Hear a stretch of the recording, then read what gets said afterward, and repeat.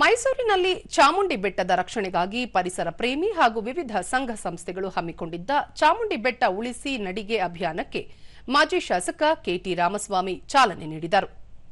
ನಡಿಗೆ ಅಭಿಯಾನದಲ್ಲಿ ಕಪ್ಪತ್ತಗುಡ್ಡದ ನಂದವೇರಿ ಮಠದ ಶಿವಕುಮಾರ ಸ್ವಾಮೀಜಿ, ಮಾಜಿ ಶಾಸಕ ಎಂಕೆ ಸೋಮಶೇಖರ್, ವಿವಿಧ ಸಂಘಟನೆಗಳ ಕಾರ್ಯಕರ್ತರು ಭಾಗವಹಿಸಿದ್ದರು.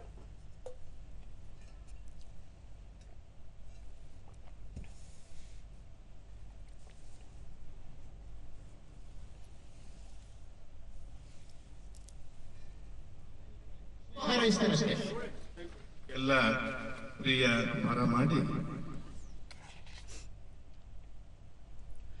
ಬಳಿಕ ಕೆಟಿ ರಾಮಸ್ವಾಮಿ ಅಭಿವೃದ್ಧಿಯ ಹೆಸರಿನಲ್ಲಿ ಪ್ರಕೃತಿಯನ್ನು ನಾಶಪಡಿಸದೆ ಚಾಮುಂಡಿ ಬೆಟ್ಟದ ಪಾವಿತ್ರ್ಯತೆ ಕಾಪಾಡಬೇಕು.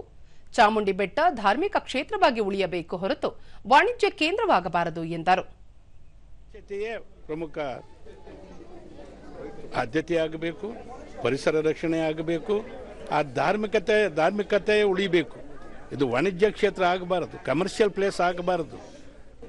ಆ ಧಾರ್ಮಿಕ ಭಾವನೆ ಬರೋ ರೀತಿಯಲ್ಲಿ ಈ ಬೆಟ್ಟವನ್ನು ನಾವು ಕಾಪಾಡಿಕೊಂಡು ಹೋಗಬೇಕು.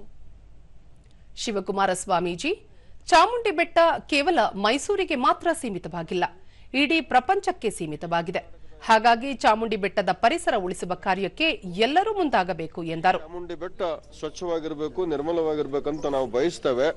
ಅದಕ್ಕಾಗಿ ಮೈಸೂರಿನ ಎಲ್ಲ ಪ್ರಜ್ಞಾವಂತ ನಾಗರಿಕರು ಜಾಗೃತರಾಗಿ, ಸಂಘಟಿತರಾಗಿ, ಒಂದನೇದ್ದು ಜಾಗೃತಿ, ಎರಡನೇದ್ದು ಸಂಘಟಿತರಾಗಿ ಚಾಮುಂಡಿ ಬೆಟ್ಟದ ಸ್ವಚ್ಛತೆ, ಚಾಮುಂಡಿ ಬೆಟ್ಟದ ನೈರ್ಮಲ್ಯವನ್ನು ಉಳಿಸಿಕೊಳ್ಳುವಂತಹ ಅಗತ್ಯ ಇವತ್ತು ತುರ್ತಿದೆ.